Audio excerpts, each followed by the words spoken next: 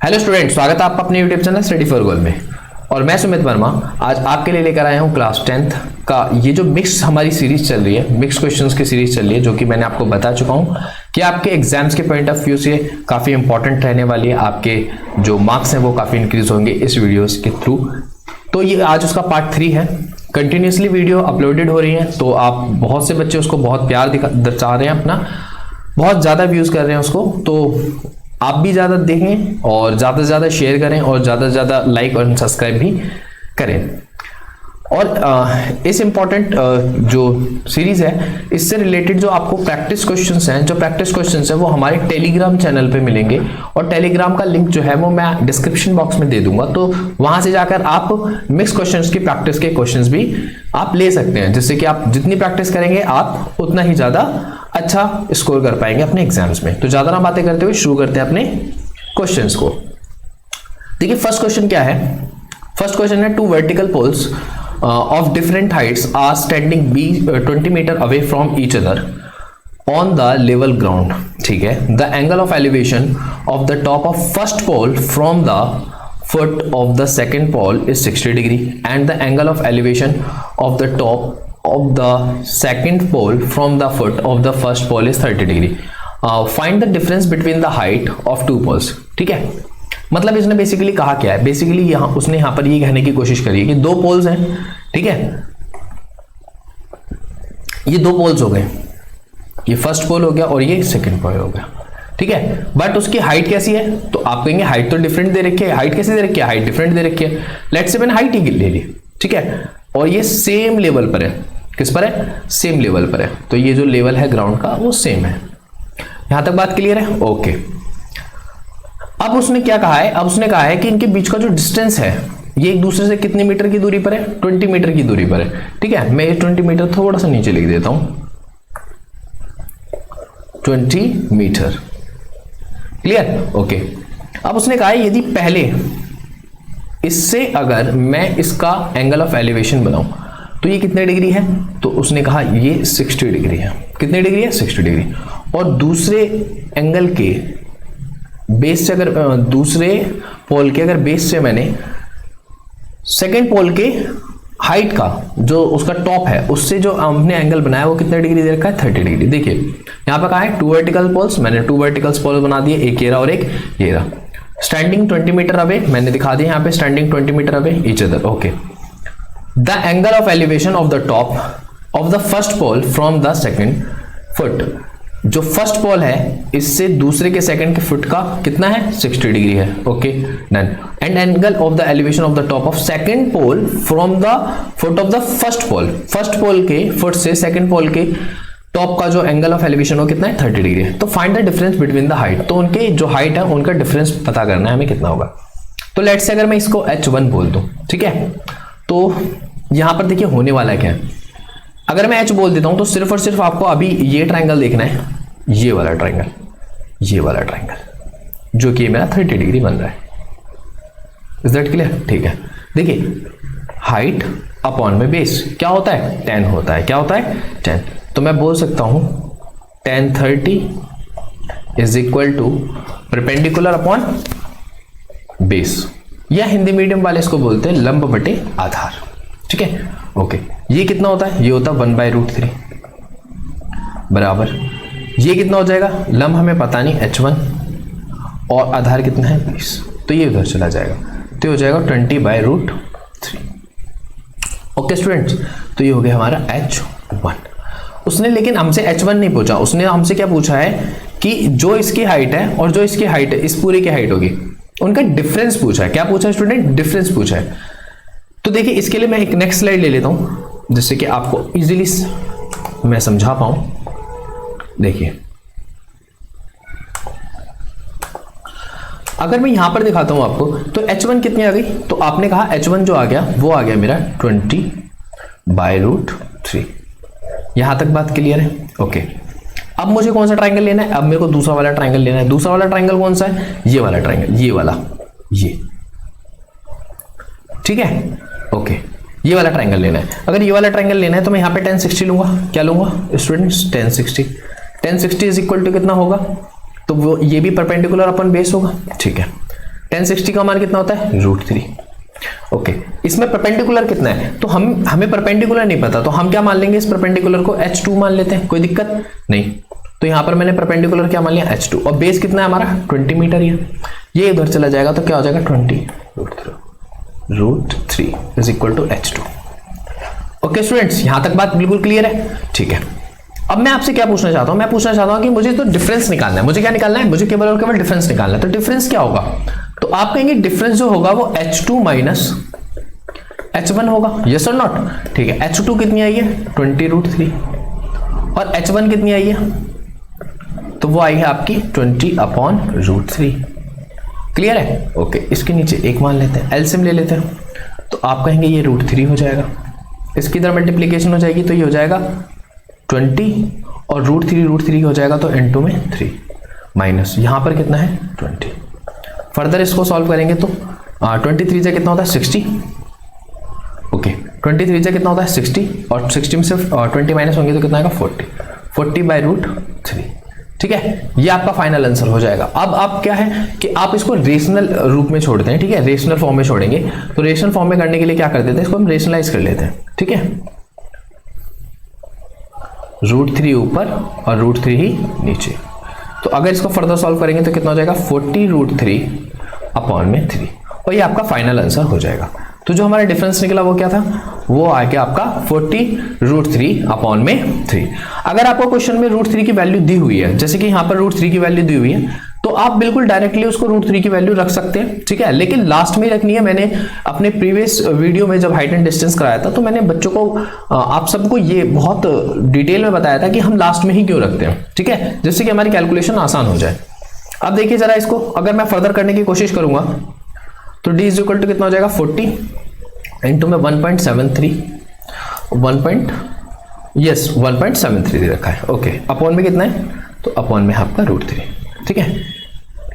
इससे हो जाएगा, इसका मल्टीप्लीकेशन करेंगे तो क्या आएगा, तो इसका मल्टीप्लीकेशन करने पर आ जाएगा आपका 4 × 12 1 और 7 × 28 और 1 × 29 और 4 × 4 और 6, ठीक है, 2 है तो एक संख्या पहले पॉइंट आ जाएगा, अपॉन में कितना हो जाएगा 3, ठीक है स्टूडेंट्स। अब हम इसको क्या कर लेंगे, कट कर लेंगे, ठीक है। कट करेंगे तो कितना आ जाएगा 3 2 6 3 3 9, पॉइंट नहीं जा रहा तो 0, 3 6 18 3 6 18, तो ये फर्दर ऐसे ही चलता रहेगा, आ जाएगा आपका 23.07 हो जाएगा। कितना हो जाएगा 7, क्यों, क्योंकि 5 और 5 से जब बड़ा होता है तो एक डेसिमल से बड़ा होता है तो हम एक बढ़ा देते हैं पीछे का नंबर, ठीक है, डेसिमल्स को स्टॉप करने के लिए। तो फाइनल आंसर आपका ये हो जाएगा, क्योंकि उसने √3 की वैल्यू दी थी। अगर √3 की वैल्यू नहीं देता तो अब आपका आंसर कहां पर हो जाता, आपका आंसर यहां तक रह सकता था, ठीक है।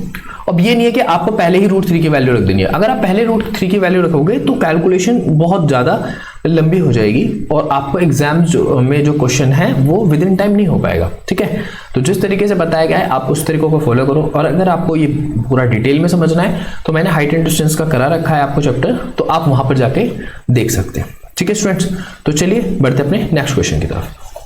हमारा नेक्स्ट क्वेश्चन क्या है, हमारा नेक्स्ट क्वेश्चन है यहाँ पर एक बॉय है 1.7 मीटर टॉल है, is standing a horizontal ground, okay, 50 metre away from a building. The angle of elevation of the top of a building from his eye, कहां से है, उसकी आई से, is 60 degree. Calculate the height of the building, √3 1.73 लेना। बहुत आसान question है, देखिए इसमें करना भी कुछ नहीं है। यहाँ पर बेसिकली आपको इतना पता होना चाहिए कि लेट्स से मैं कहता हूं कि ये बिल्डिंग है और ये इस बॉय की हाइट है। मैं हाइट को थोड़ा सा छोटा कर देता हूं, ठीक है, ओके, ये रही। अब इस बॉय की हाइट कितनी है 1.7, ठीक है। अब यहां पर एक चीज ध्यान रखनी है, क्या ध्यान रखनी है स्टूडेंट्स, यहां पर ध्यान रखनी है कि जो वो एंगल देख रहा है यहां से, तो वो अपनी आंखों से देख रहा है। कहां से देख रहा है, अपनी आंखों से देख रहा है, तो ये वाला यहां से खींचेगा, ठीक है। तो अब मैं यहां पर इसको ऐसे सीधा पैरेलल मिला दूं तो इसने कहा आई से कितने डिग्री का एंगल बन रहा है, तो आप कहेंगे 60 डिग्री का एंगल बन रहा है। कितना बन रहा है 60 डिग्री का। और मैं यहां से यहां तक की जो दूरी मान लेता हूं उसको मान लेता हूं मैं h1, ठीक है। मेरी पूरी हाइट क्या है, मेरी h है, ठीक है, ओके। अभी कितने मीटर की दूरी पर है, तो आप कहेंगे 50 मीटर की दूरी पर है, ठीक है। तो अब मैं यहां पर करता हूं 1060 इज इक्वल टू कितना हो जाएगा, तो आप कहेंगे परपेंडिकुलर अपॉन बेस होता है, ठीक है, that means √3 is equal to कितना हो जाएगा, तो आप कहेंगे परपेंडिकुलर तो h1 है और बेस कितना है 50 है, ये उधर चला जाएगा, कितना हो जाएगा 50 √3 इज योर h1। ठीक है, ओके 50 √3 की वैल्यू कितनी देर की है 1.73, तो जब मल्टीप्लीकेशन करेंगे तो कितना हो जाएगा 5 से 15 का 5 हासिल 1, 7 5 35 और 1 36 का 6 3 5 और 3 8। ठीक है, कितना हो जाएगा 5 और 3 8। क्लियर, तो यहाँ पर ये एक संख्या पहले डेसिमल, क्योंकि एक जीरो से एक डेसिमल कट जाएगा। मैं इसको थोड़ा सा साफ लिख देता हूँ, आपको ढंग से विजिबल हो जाएगा। ठीक है, 86.5 okay is your h1 is your h1। तो मैं कह सकता हूँ कि यहाँ से जो यहाँ तक का जो मेरा डिस्टेंस आ गया वो कितना आ गया, वो आ गया मेरा 86.5। अच्छा स्टूडेंट्स, यहाँ से यहाँ तक का डिस्टेंस क्या था, ये भी तो उसकी हाइट में आएगी, टोटल बिल्डिंग की हाइट में आएगी, हाँ या ना। ठीक है, तो ये कितनी थी, ये थी 1.7। तो इसको जब मैं फर्दर प्लस करूँगा तो 7 5 12 से लेके 6 7 1 8 और ये 8 कितना आ जाएगा। तो स्टूडेंट्स जो हाइट ऑफ आपकी बिल्डिंग आ जाएगी, हाइट ऑफ बिल्डिंग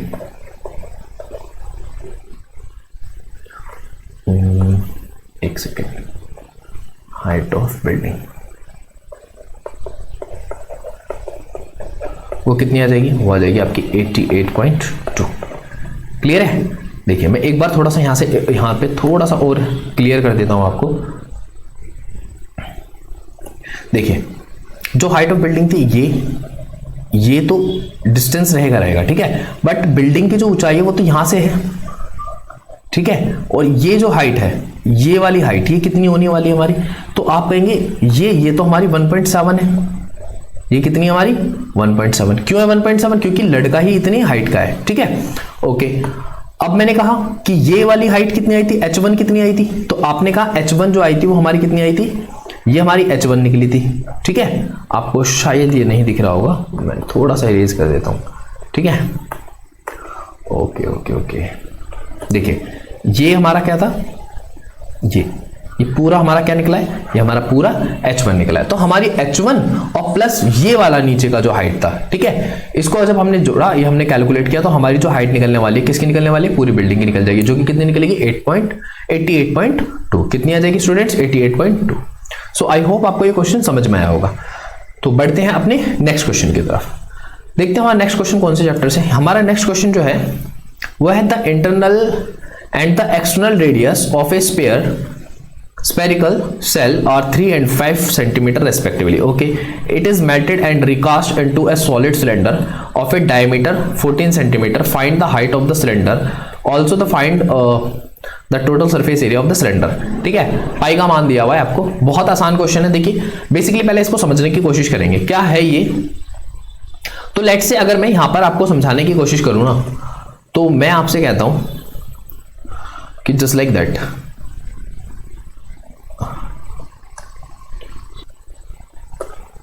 ठीक है, ओके ओके ओके,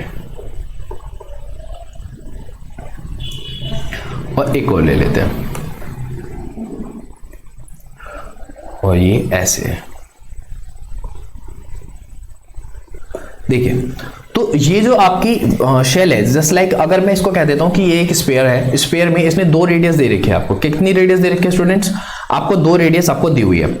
अगर मैं इसकी इनर रेडियस की बात करूं तो इनर रेडियस जो है वो आपकी 3 है, और जब आउटर रेडियस की बात करूं तो आउटर रेडियस जो है वो 5 है। ठीक है, तो जो वॉल्यूम होगा वो इस वाले पार्ट का ही तो होगा, अंदर से तो ये खाली होगी, है ना, तो इस वाले पार्ट का ही होगा। तो जब इस वाले पार्ट का होगा तो हम इसका वॉल्यूम कैसे निकालेंगे, वॉल्यूम ऑफ स्फीयर होता है 4/3 पाई बड़े आर की क्यूब। ठीक है, ओके। अब छोटी देखो, बड़ी आर को मैंने यहां पर क्या करा, आर बड़ी आर लिख दिया आपको 5 और छोटी आर कितनी कर दी आपकी 3। ठीक है, ओके। अब मैं इसमें से क्या माइनस करूंगा, तो आप कहेंगे 4/3 पाई छोटे आर की क्यूब माइनस कर देंगे, तो इस वाले पार्ट का जो है वो एरिया, वो सॉरी वॉल्यूम आ जाएगा। ठीक है, ओके। अब ध्यान से समझने की कोशिश करना, मैं यहां पे आपके लिए एक नेक्स्ट शीट ले रहा हूं। तो चलिए देखते हैं कि वॉल्यूम जो होगा वो क्या हो जाएगा। मैंने आपको बताया 4/3 पाई बड़े वाले आर की क्यूब, दैट मीन्स 5 की क्यूब, माइनस 4/3 पाई छोटे वाले आर की क्यूब, दैट मीन्स 3 की क्यूब। ठीक है, और इसको रिकास्ट किस में किया गया, इसको रिकास्ट किया गया सिलेंडर में। तो सिलेंडर का पाई और रेडियस कितनी है, तो उसने कहा इसका डायमीटर 14 है, 14 है, डायमीटर कितना है यहाँ पर देखिए 14 है, तो अगर डायमीटर 14 है तो रेडियस कितनी हो जाएगी 7। तो यहाँ पे मैं लिख सकता हूँ 7 × 7 और h मुझे पता नहीं, ठीक है। तो इसमें देखिए कॉमन क्या हो सकता है, तो आपने कहा 4/3 पाई कॉमन आ जाएगा, यहाँ 5 की क्यूब माइनस यहाँ पे कितना आ जाएगा 3 की cube is equal to pi into में 7 इंटू में 7 इंटू में h, ठीक है। क्योंकि यहाँ पर देखिए 4/3 यहाँ पे पाई भी है और 4/3 पाई यहाँ पर भी है। अब देखिए अगर इस पाई से मैं इस पाई को कैंसिल आउट कर दूँ कोई दिक्कत यहाँ तक बिल्कुल भी नहीं होनी चाहिए, ठीक है। अब जब मैं आगे करने की कोशिश करता हूँ तो देखिए यहाँ पर क्या होगा, 4/3 5 की क्यूब कितनी होती है, तो आप कहेंगे 125 माइनस 3 की क्यूब कितनी होती है 27, ओके। और ये दोनों जो 7 7 है वो कहाँ पर आ जाएंगे, डिवाइड में आ जाएंगे। क्यों, क्योंकि यहाँ पर वो मल्टीप्लीकेशन में तो इधर आके डिवाइड में हो जाएंगे। तो 4/3 125 में से आपके 27 के तो कितना बचेगा 98 अपॉन में 7 × 7, ठीक है। तो 7 7 49 49 एकम 49 49 दूनी 98 डायरेक्टली कट गया, ठीक है। तो ये कितना हो जाएगा 4 दूनी 8 8/3 8/3 इसकी क्या हो जाएगी हाइट हो जाएगी, और यही इस सिलेंडर की हाइट होने वाली है, यही आपका आंसर है, ठीक है। तो उसने हमसे हाइट पूछी थी, तो हाइट कितनी आ गई हमारी, तो मैं यहाँ पर हाइट लिख देता हूँ, हमारी हाइट आ गई 8/3। लेकिन उसने हमसे और क्या पूछा है, तो उसने हमसे यहाँ पर ध्यान से देखिए जरा, उसने हमसे पूछा है also find the total surface area of the cylinder.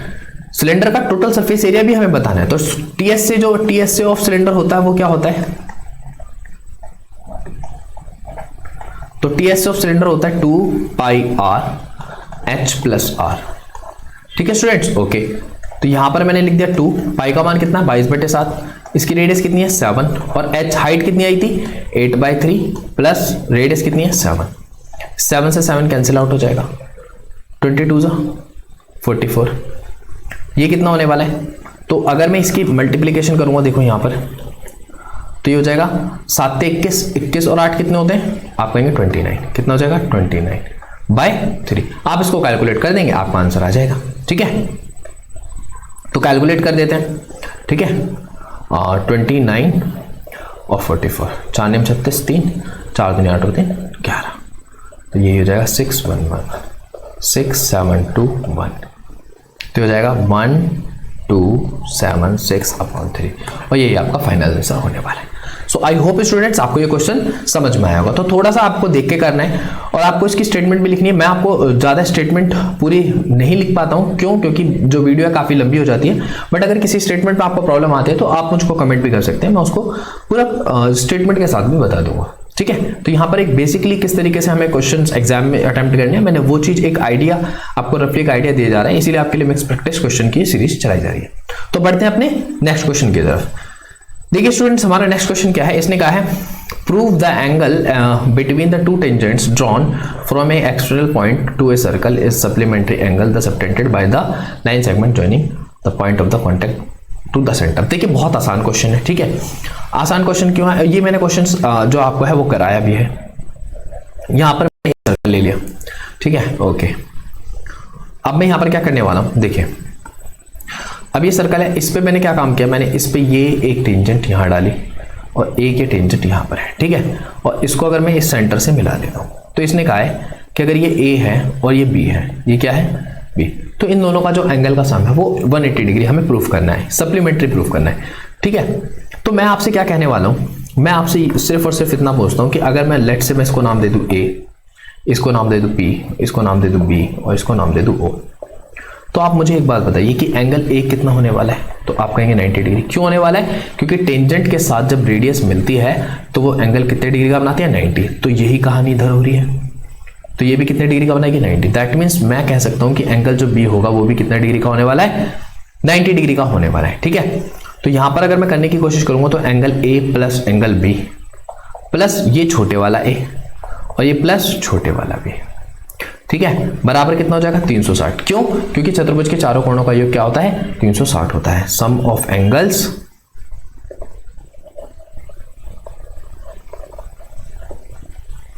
इसको थोड़ा सा सही लिखते हैं,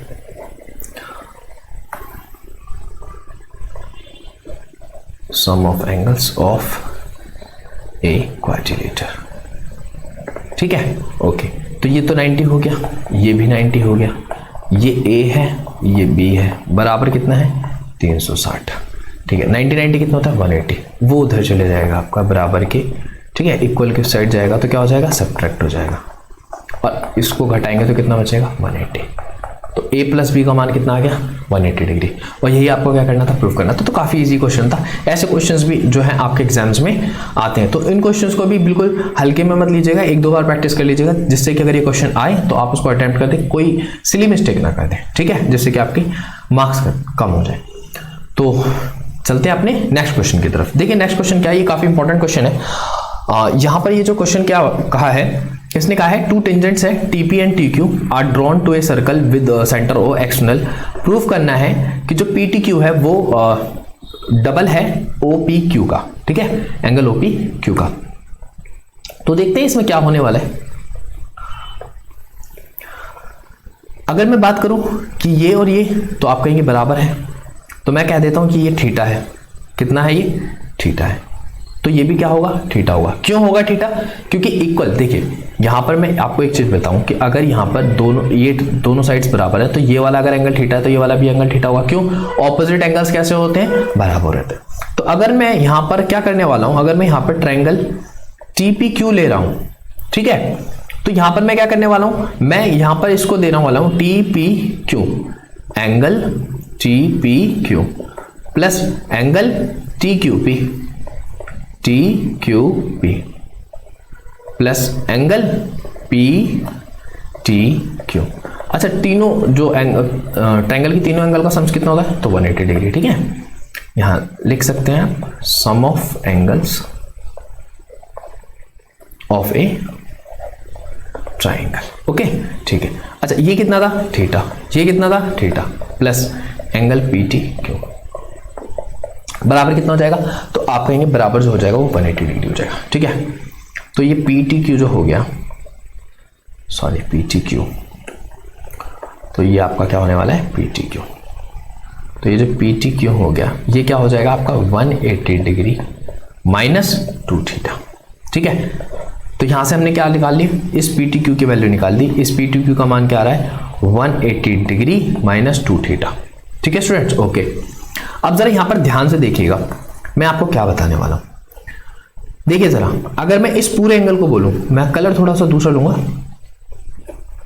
ये पूरा एंगल कितना था, तो आप कहेंगे ये पूरा एंगल तो 90 होता है, और मैंने कहा ये थीटा है, तो ये वाला एंगल कितना बचा, तो ये वाला एंगल आपका हो जाएगा 90 माइनस थीटा। इस पूरे में से ये वाला एंगल माइनस हो जाएगा, ठीक है, तो ये वाला हो जाएगा 90 माइनस थीटा। अगर मैं इसको ऐसे ज्वाइन कर दूं, ठीक है, तो ये क्या है, ये 90 माइनस थीटा है। आप यहां से आप डायरेक्ट भी कंपेयर कर सकते हैं, क्या कर सकते हैं, आप डायरेक्ट भी कंपेयर कर सकते हैं। तो ये वाला जो एंगल आने वाला है, देखिए जरा, तो मैं बोलने वाला हूं कि एंगल OPQ ये कितना आने वाला है, तो आप कहेंगे OPQ जो आने वाला है वो कितना आने वाला है, वो आने वाला है 90 माइनस थीटा। यहां तक बात क्लियर है, ठीक है। अब उसने हमें प्रूफ करने के लिए क्या दिया है, तो उसने हमें प्रूफ करने के लिए दिया है कि PTQ की वैल्यू जो है वो लिख के दिखा दो, angle double O angle OPQ। तो देख लेते हैं क्या दिखाना है हमें, PTQ is equal to double of angle OPQ, ठीक है। अगर मैं यहां पर किसका, लेफ्ट हैंड साइड का मान रख दूं, लेफ्ट हैंड साइड का मान रख दूं, ठीक है, तो देखिए क्या होगा, यहां पर वैल्यू रख देते हैं minus 2 theta is equal to, यहाँ 2 है, इसकी वैल्यू भी रख दो, लेफ्ट हैंड क्या, आप पूरी की वैल्यू रख दीजिए, ठीक है। तो देखिए अपने आप ही प्रूफ हो जाएगा। तो यहाँ पर जब इसकी वैल्यू थी, इसकी वैल्यू कितनी आई थी, ये रही, और जो OPQ की वैल्यू कितनी आई थी, तो आप कहेंगे ये तो आई थी 90 माइनस थीटा, ठीक है। तो आप कहेंगे यहाँ पे क्या हो गया, 80 माइनस 2 थीटा, और इसकी मल्टीप्लीकेशन में करेंगे तो कितना जाएगा, ये भी 180 आ जाएगा, ये आ जाएगा कितना, माइनस 2 थीटा। तो आप यहां से कह सकते हैं कि हाँ, जो LHS है वो किसके बराबर है, जो LHS है वो RHS के बराबर है। जो LHS है, सॉरी, जो LHS है वो RHS के बराबर है, ठीक है। तो ये एक दूसरा तरीका था जो मैंने आपको कराया था। इससे पहले मैं आपको एक तरीका करा चुका हूं, तो यहां पर भी मैंने वो तरीका रिपीट करने की कोशिश नहीं करी है, जिससे कि आपको ना हर तरीके से समझ में आने लग जाए कि क्वेश्चन के हाँ इस तरीके से भी इस क्वेश्चन को अटेम्प्ट किया जा सकता है। तो स्टूडेंट्स, आज ये हमारा लास्ट क्वेश्चन था। और जो कि हमने आपके साथ डिस्कस किए, और आप हमारी वीडियो को बहुत प्यार दर्शा रहे हैं, बहुत प्यार दिखा रहे हैं, और ऐसे ही बस अपना प्यार दिखाते रहे। हम आपके लिए जो ये मिक्स क्वेश्चन की प्रैक्टिस सीरीज लेकर आए हैं, ये आपके लिए आते रहेंगे जब तक कि आपका फाइनल एग्जाम ना हो जाए। तो बने रहे हमारे साथ, डेली की डेली एक वीडियो मिलेगी। ज़्यादा से ज़्यादा देखें, ज़्यादा से ज़्यादा शेयर करें, ज़्यादा से ज़्यादा लाइक करें, और ज़्यादा से ज़्यादा सब्सक्राइब करना ना भूलें, क्योंकि आप जो सब्सक्राइब करते हैं, आप जो लाइक करते हैं, आप जो कमेंट करते हैं, वो हमें एक मोटिवेशन देता है, जिससे कि लगता है कि हाँ, हमें भी बच्चों के लिए और ज़्यादा और अच्छा कंटेंट बना के लाना चाहिए। तो स्टूडेंट्स, आज के लिए बस इतना ही। मिलते हैं अपनी नेक्स्ट वीडियो में। और जिन बच्चों ने प्रैक्टिस नहीं किया है, वो बच्चा प्रैक्टिस कर सकता है, और जिन्होंने हमारी प्रीवियस वीडियोस नहीं देखी हैं, वो मैंने आपको लिए पूरी प्लेलिस्ट बना रखी है, आप उन प्लेलिस्ट में जाकर उन वीडियोस को जरूर देख लें, तो जिससे जिन बच्चों के बेसिक्स कमजोर हैं वो भी आपके कवर अप हो जाएंगे। तो ठीक है स्टूडेंट्स, मिलते हैं अपनी नेक्स्ट वीडियो में। Bye bye.